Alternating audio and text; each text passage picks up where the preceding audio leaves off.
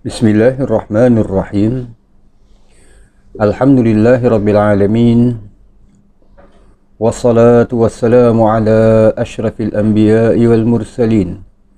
Nabiyyina Muhammadin sallallahu alaihi wasallam wa ala alihi wa sahbihi ajma'in.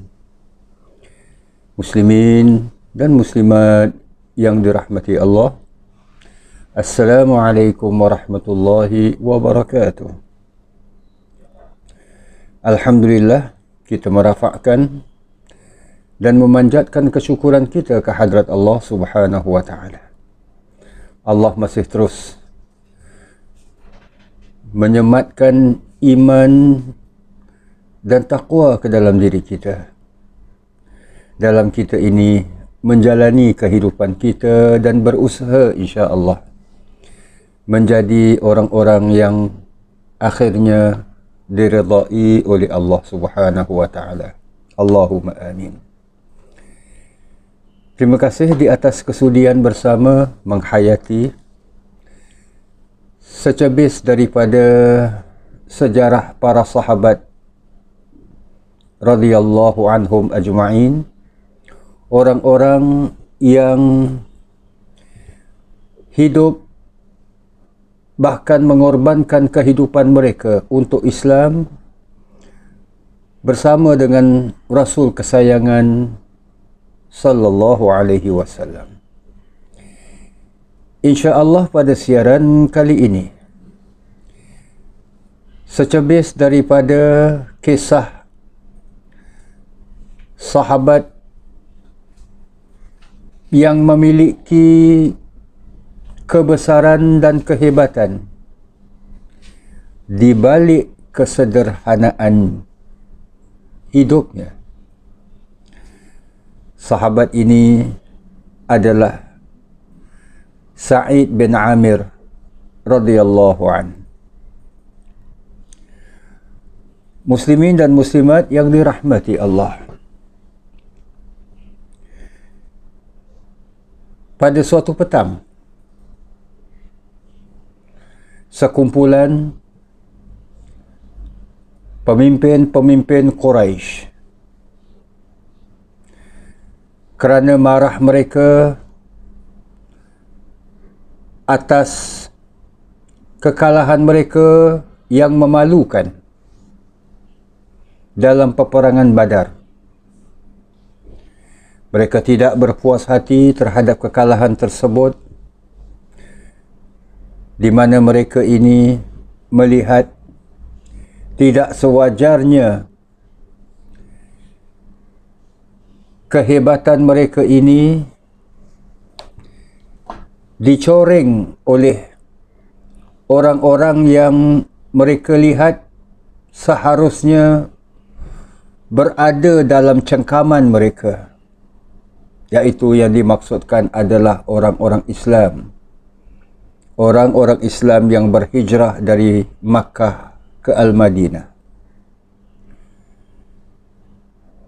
Dengan itu mereka cuba untuk menuntut balas dalam peperangan berikutnya, peperangan Uhud. Perang Badar terjadi pada tahun kedua Hijriah. Perang Uhud pula berlaku pada tahun ketiga Hijriah. Seusai peperangan Uhud, yang mana peperangan ini menyaksikan ramai di kalangan orang-orang Islam yang syahid di jalan Allah Subhanahu wa taala. Namun di sisi orang-orang Quraisy, khususnya para pemimpin mereka, mereka belum merasa puas. Untuk itu muslimin dan muslimat yang dirahmati Allah, segelintir para sahabat yang tidak dapat atau tersekat berhijrah meninggalkan Makkah menuju ke Al-Madinah bersama Rasulullah sallallahu alaihi wasallam dan para sahabat yang lain, mereka terus dianiaya. mereka terus menerus disiksa. Salah seorang di antara mereka adalah Khubayb bin Adi. Di satu petang, Khubayb bin Adi ini yang telah pun ditangkap, diseret dan diheret dengan tangan yang terikat, sampai di satu daerah di Makkah. Pemimpin Quraisy ini, mereka yang berhimpun, mereka melepaskan ikatan tangan Khubayb. Sebaliknya, bukan dibebaskan, tapi diikat pada sebatang pokok. Dengan tangannya diikat semula dan kakinya juga diikat.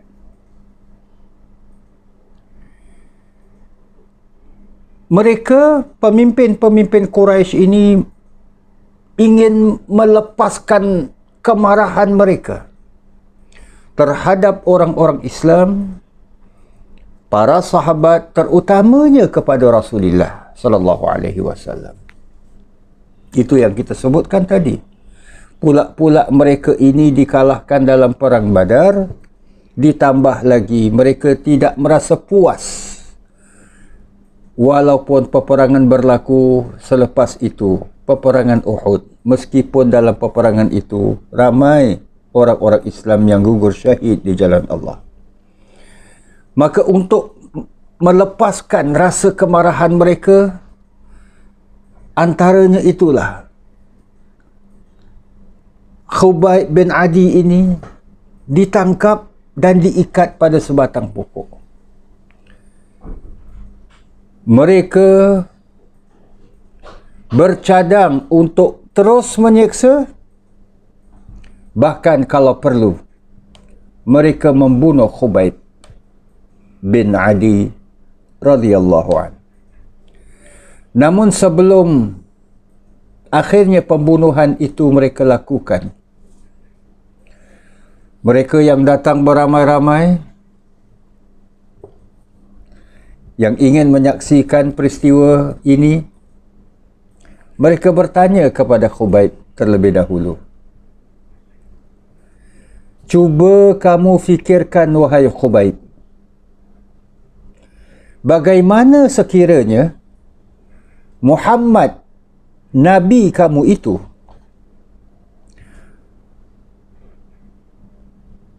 digalang gantikan dengan kamu? Maknanya, Muhammad itu diikat, ataupun dalam keadaan kamu sekarang ini, diikat pada sebatang pokok dengan tangan dan kakinya terikat, sedangkan engkau, wahai Khubayb, engkau dapat bersenang lenang bersama dengan isteri dan keluargamu. Apa pendapatmu kalau sekiranya itu berlaku? Maknanya mereka bercadang untuk menawarkan Khubayb agar Khubayb mengusahakan sesuatu langkah yang akhirnya menyebabkan Nabi kita sallallahu alaihi wasallam tertangkap.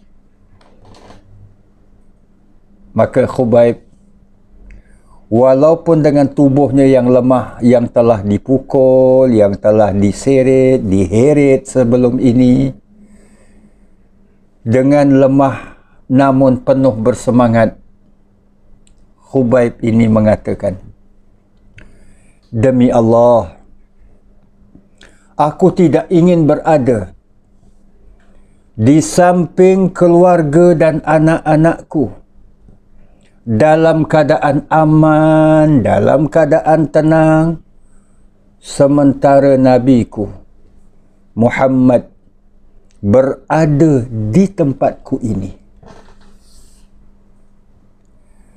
Jangankan begitu, hatta aku tidak menginginkan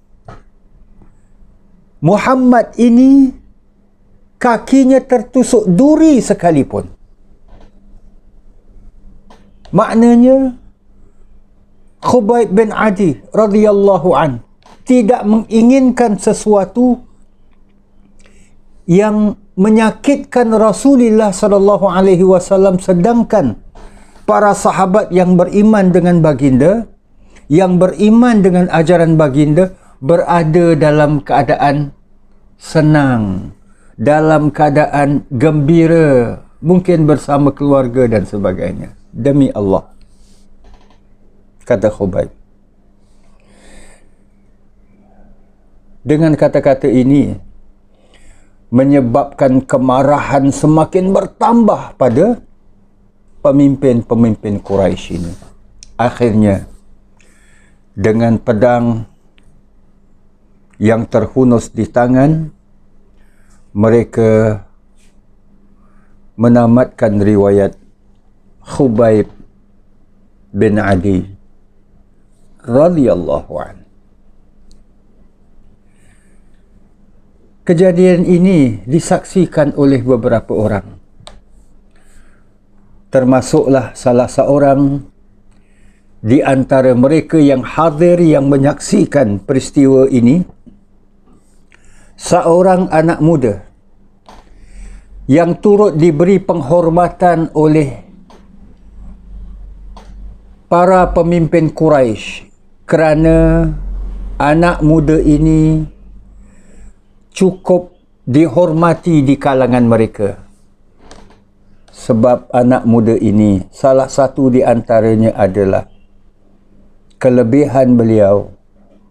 Beliau ini seorang yang cukup bijak. Bila buat sesuatu dengan cukup teliti. Bila memikirkan sesuatu, difikirkannya juga dengan cukup teliti. Rasa puas mungkin tercapai di sisi orang-orang musyrikin Quraisy, para pemimpin mereka. Muslimin dan muslimat yang dirahmati Allah.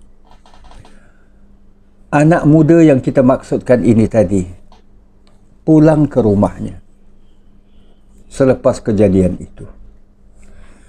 Sepanjang perjalanan dari tempat kejadian hingga di rumahnya, bahkan semalaman ia berfikir, mengapa ya pengikut-pengikut Muhammad ini begitu ta'assub dengan Muhammad? Mengapa ya? Apakah sebab yang membuat mereka begitu yakin dengan pegangan dan ajaran yang diajarkan oleh Muhammad? Hatta kata-kata yang dikeluarkan oleh Khubayb,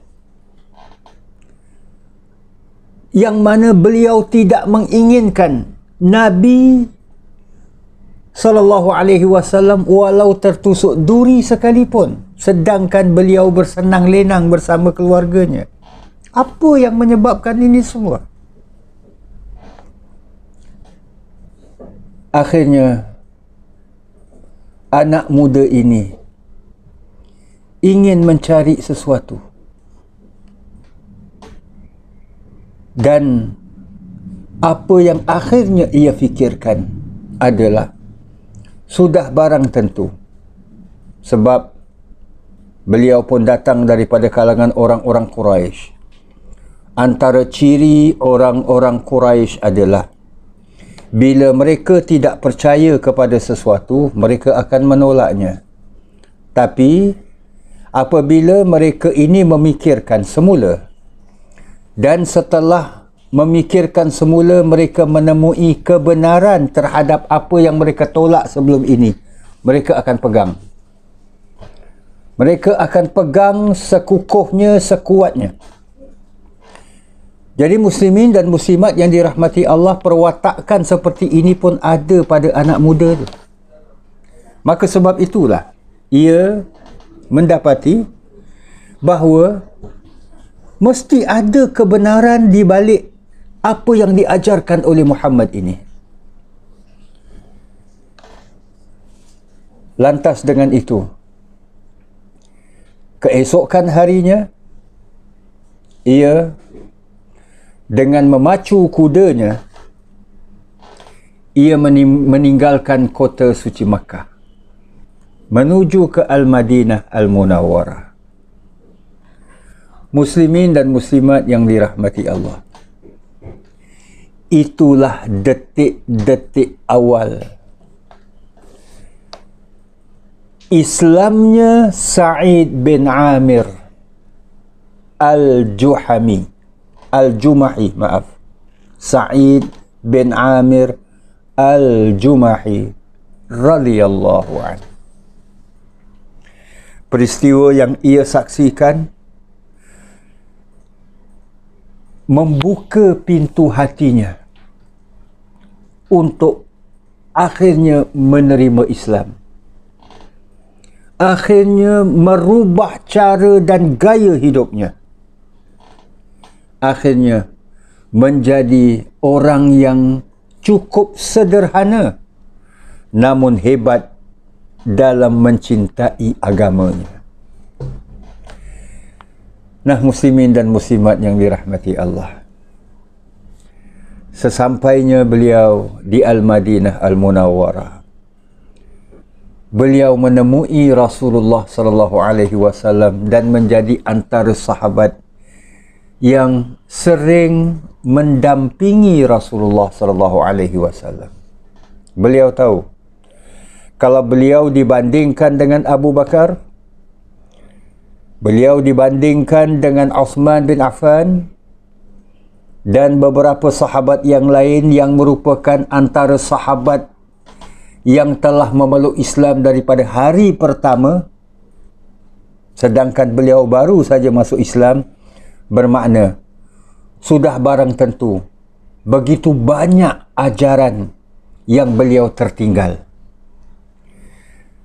Beliau merasakan rentak perjalanan antara beliau dengan sahabat-sahabat yang telah terlebih dahulu memeluk Islam itu tak boleh sama, tak boleh serentak mahupun seirama. Bahkan sepatutnya beliau perlu lebih pecut lagi. Sebab bagi beliau, orang yang tertinggal, kalau mengikut rentak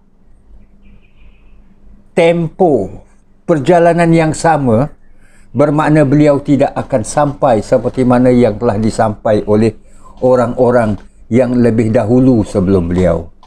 As-sabiqun al-awwalun. Maka itulah beliau tidak melepaskan setiap hari untuk menghadiri setiap kuliah, setiap pidato, setiap tazkirah yang disampaikan oleh Nabi sallallahu alaihi wasallam. Inilah permulaan daripada sejarah Islamnya sahabat agung ini.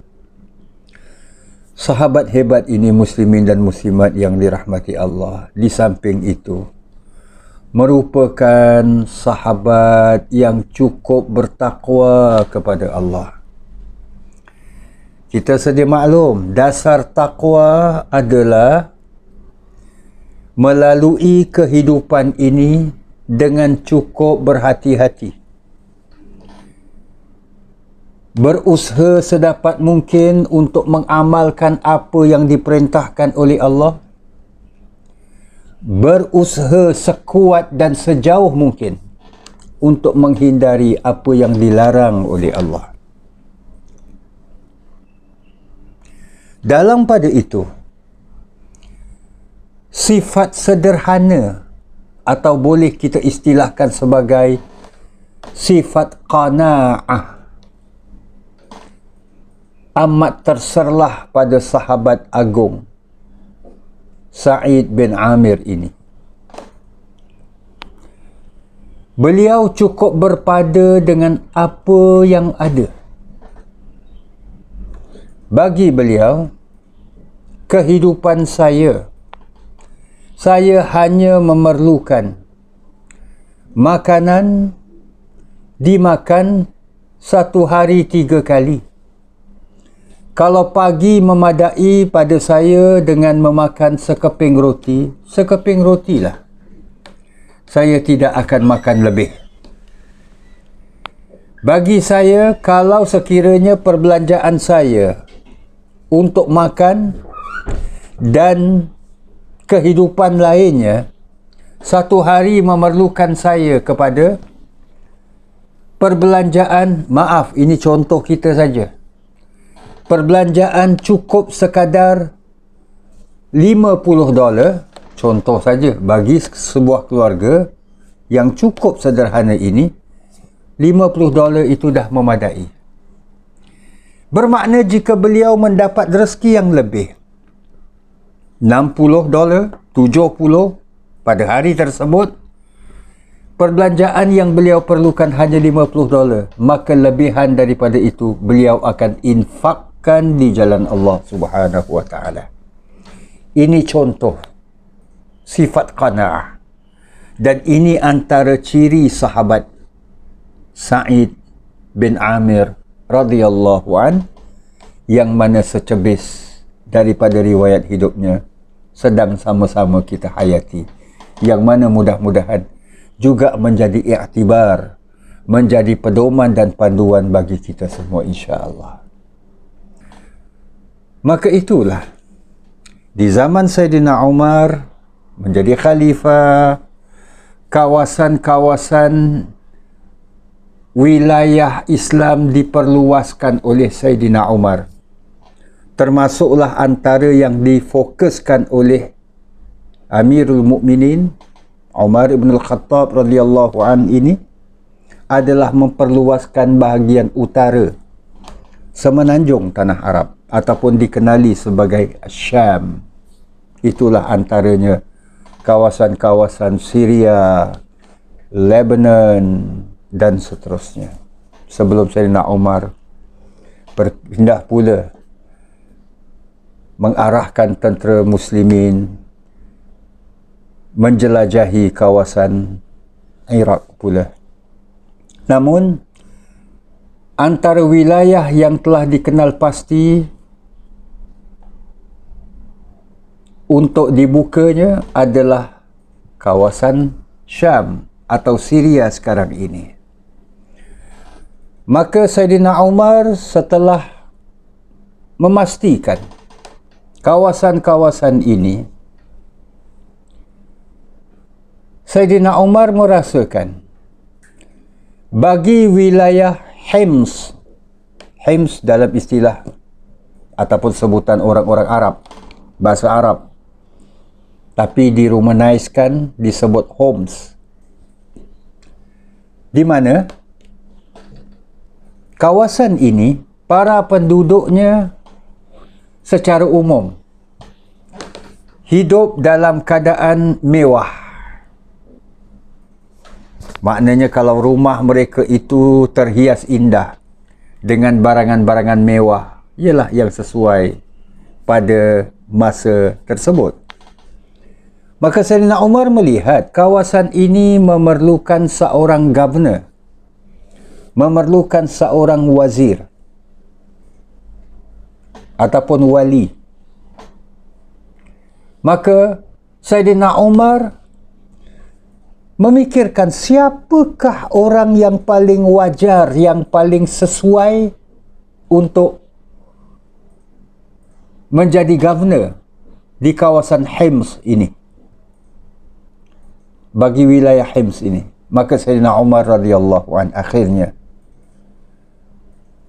teringatkan Sa'id bin Amir, sahabat yang cukup sederhana ini.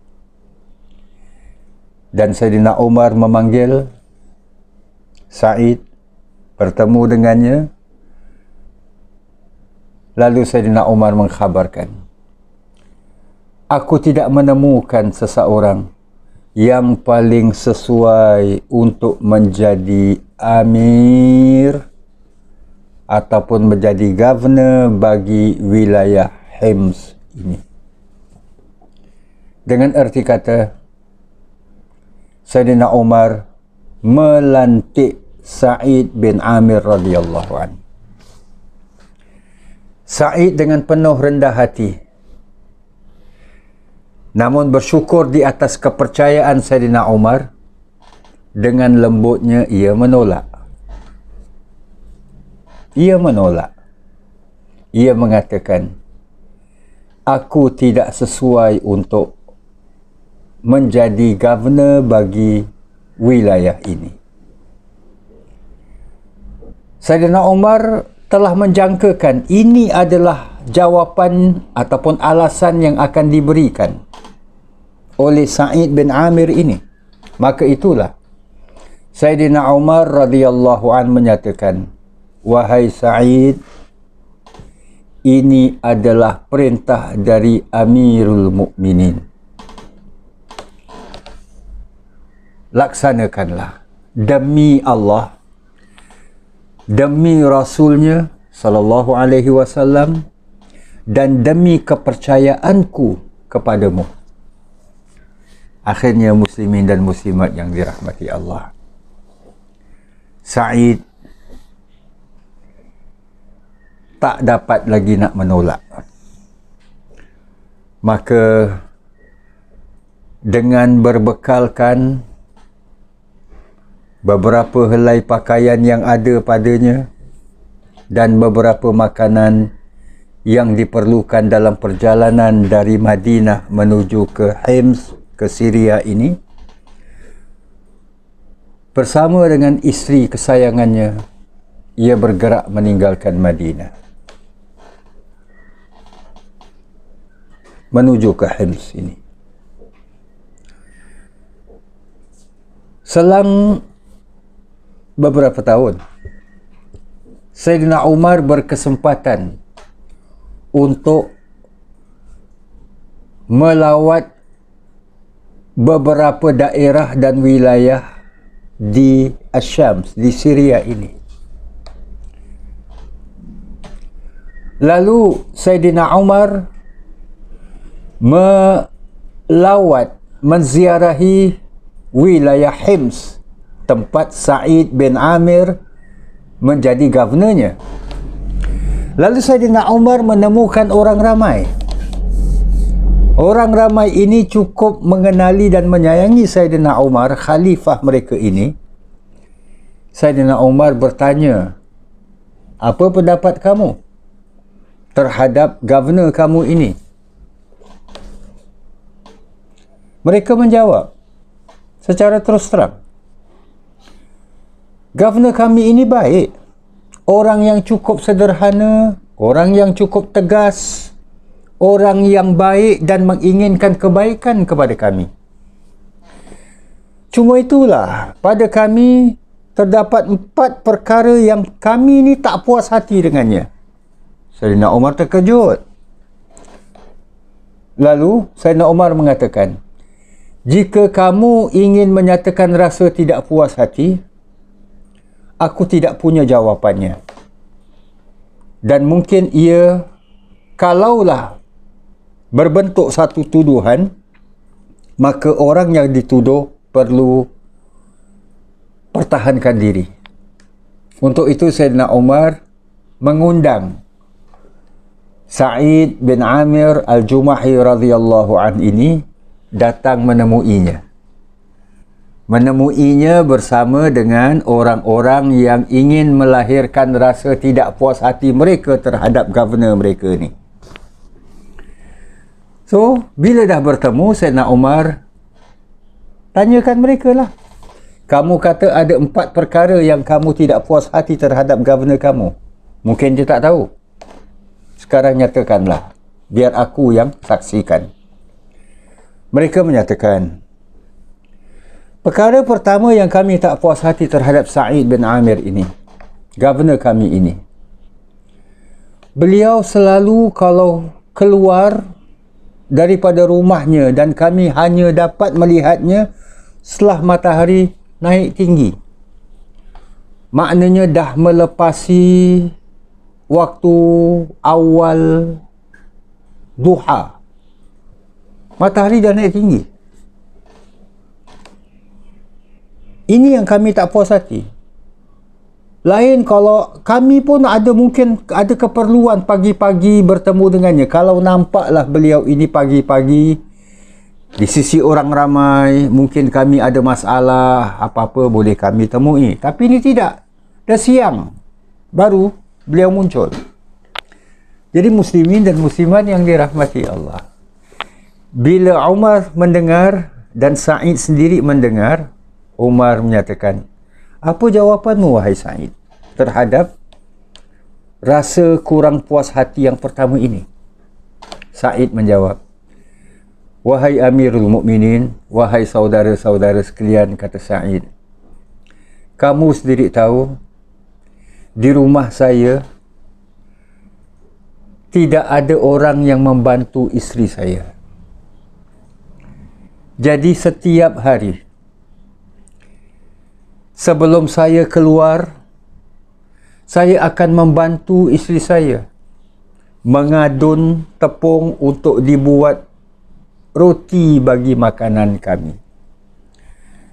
Saya membantu isteri saya untuk mengemas, sebab beliau tak ada pembantu.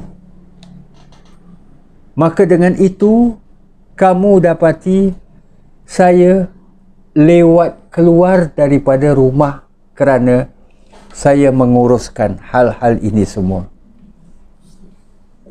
di awal pagi. Dasarnya saya tidak punya jariyah, tidak punya amah untuk membantu.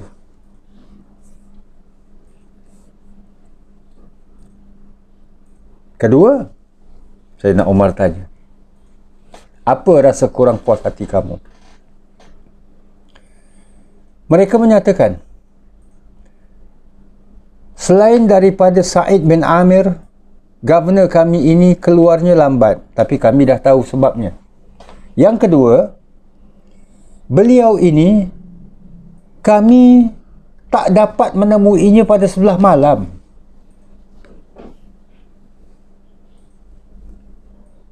Bila kami ada masalah mungkin kami tak menemuinya pada sebelah malam. Malah macam disebutkan, malam tidak kelihatan pun ada cahaya daripada rumahnya. Jadi mungkin bagi mereka Sa'id ini siang-siang je, lepas maghrib, lepas isyak saja solat terus tidur kot dan sebagainya kan. Maka ini yang kami tidak puas hati. Perkara kedua, lalu Sayyidina Umar mengatakan, apa pula pendapatmu wahai Sa'id terhadap rasa kurang puas hati ini? Maka Sa'id dengan penuh tawaduk berkata, wahai Amirul Mukminin, saya siang hari saya telah memperuntukkan kehidupan saya buat umat ini, buat masyarakat ini, buat amanah yang engkau pertanggungjawabkan ke atas bahuku untuk mentadbir wilayah ini.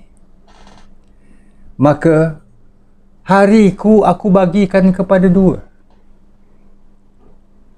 Aku gunakan malam hariku untuk aku ini membaca Al-Quran, untuk aku ini beribadat bersama dengan isteriku,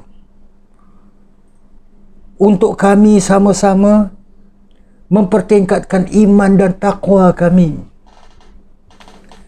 Jadi itu sebab saya tak keluar rumah, kerana kami beribadah. Muslimin dan muslimat yang dirahmati Allah, Umar yang mendengar ini sudah mula berkaca matanya. Apa pula, tanya Sayyidina Umar, rasa kurang puas hati kamu yang ketiga, wahai ahli Hims, para penduduk Hims ini.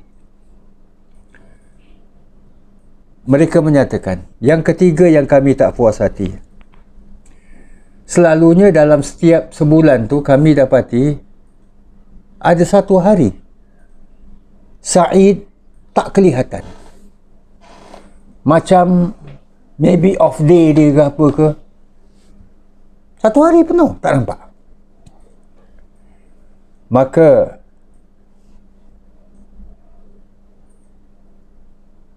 Umar bila memandang kepada Said, Said faham Umar meminta jawapan daripada dia. Said menyatakan, wahai saudara-saudara, wahai Amirul Mukminin, saya mempunyai hanya sehelai pakaian yang agak elok untuk dipakai di luar rumah.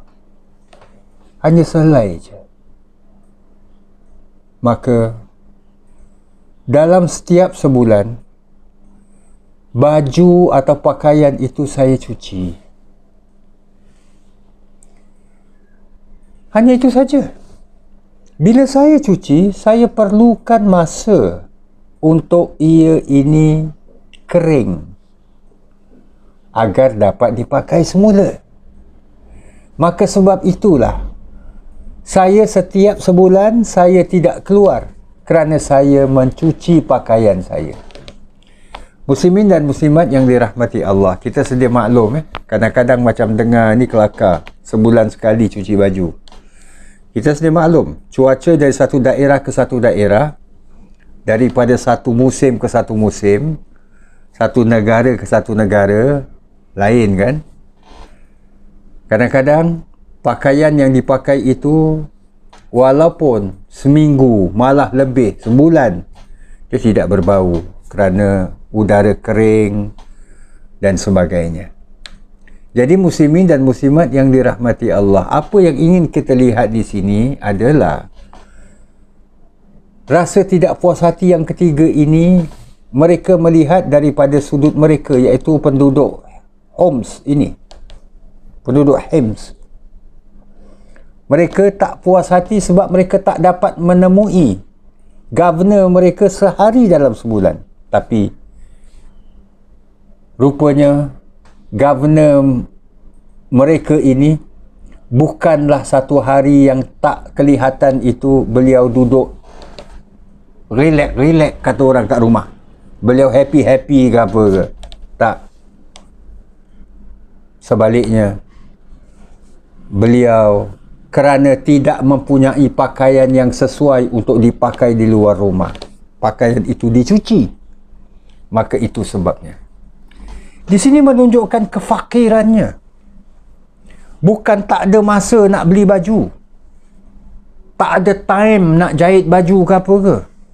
Tak. Tapi kerana kefakirannya, macam kita sebutkan tadi, beliau makan cukup-cukup keperluan dia, tak lebih daripada itu. Baik, kamu kata kamu ada 4 persoalan yang kamu tak puas hati. Saya suka mendengar yang keempat, kata Saidina Umar. Kami sering bersama dengan governor kami, kata mereka, penduduk Hims ini. Cuma kami dapati sewaktu-waktu beliau tiba-tiba pingsan. Tak tahulah apa penyakit beliau ke, ataupun apa sebabnya. Itu yang kami tidak puas hatilah. Tiba-tiba jatuh pingsan, tiba-tiba jatuh pingsan. Yelah, agak kerap juga. Maka Saidina Umar bertanya kepada Said. Said dengan penuh rendah diri menjawab, wahai Amirul Mukminin, demi Allah,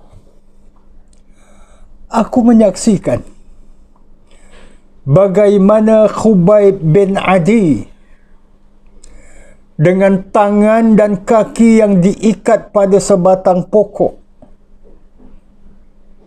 dibunuh dengan kejam tubuhnya dicincang-cincang. Demi Allah yang menciptakan mata ini, ia menyaksikan peristiwa itu. Dan demi Allah, setiap kali bila aku teringatkan peristiwa yang menimpa sahabat Khubayb bin Adi ini, membuatkan aku tidak kuat. Dan dengan itu, aku jatuh pingsan. Muslimin dan muslimat yang dirahmati Allah, Umar yang tadinya matanya berkaca telah menitiskan air matanya. Cukup terharu dengan apa yang dijelaskan oleh sahabat besar ini di balik kesederhanaan hidupnya, Sa'id bin Amir radhiyallahu anhu. Dengan penjelasan daripada Sa'id, bukan setakat Sayyidina Umar berpuas hati, malah orang-orang yang awalnya, yang sebelumnya melahirkan rasa tidak puas hati, mereka dah tahu sebabnya. Dan mereka pun melihat, mereka redha dengan governor mereka ini.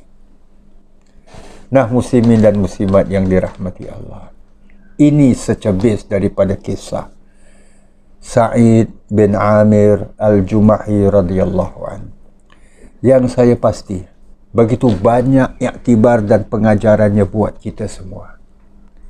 Insan-insan yang insya Allah berusaha dalam hidup ini untuk mencari keridhaan Allah Subhanahu wa ta'ala. Walau zaman yang berubah, tempat yang berbeza, namun kisah dan sejarah hidup para sahabat ini pastinya dapat menjadi sedikit pedoman dan panduan buat kita sekaliannya. InsyaAllah, mudah-mudahan kita meraih manfaat daripada kisah sahabat agung ini, sahabat hebat ini, Sa'id bin Amir al-Jumahi radhiyallahu anhu. Terima kasih muslimin dan muslimat yang dirahmati Allah di atas kesediaan dan kesudian menghayati kisah sahabat agung ini. InsyaAllah kita akan bertemu di lain siaran dengan izin Allah Subhanahu wa ta'ala, bagi kita ini mengambil iktibar daripada sejarah hidup sahabat yang lain pula dengan izin Allah. Aqulu qawli hadha wa astaghfirullahal azim li wa lakum. Wassalamualaikum warahmatullahi wabarakatuh.